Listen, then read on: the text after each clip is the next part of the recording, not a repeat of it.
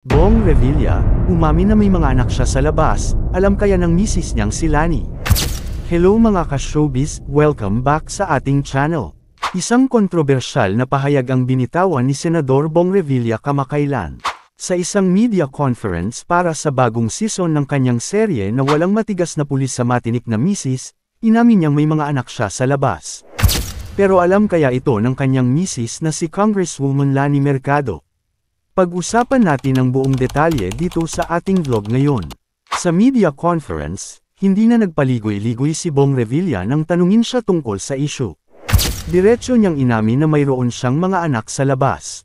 Ang mas nakakagulat pa, sinabi niyang alam ito ni Congresswoman Lani Mercado at pati na rin ng kanilang mga anak. Pakinggan ang kanyang mismong pahayag. Alam ni Lani kung ano yung totoo. Mayroon. Makikilala nyo rin kung sino siya, kung sino sila, ani Bong Revilla. Ayon kay Senador Bong, hindi raw niya ikinahihiya ang mga anak niya sa labas. Sabi pa niya, unfair sa mga bata kung itatago sila. Para sa kanya, kung dugo mo, dapat mahalin at kilalanin mo rin sila. Kapag anak mo yun. Dugo mo yun, mahalin mo yun, dagdag pa ni Revilla. Matagal nang kilala ng publiko si Lani Mercado bilang supportive at matatag na partner ni Bong Revilla.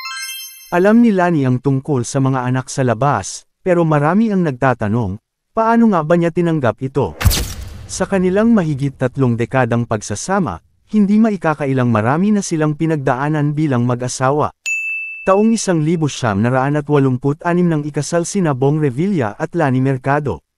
6 ang kanilang mga anak, kabilang sina Jolo Revilla at Gianna Revilla, na dati ring naging artista.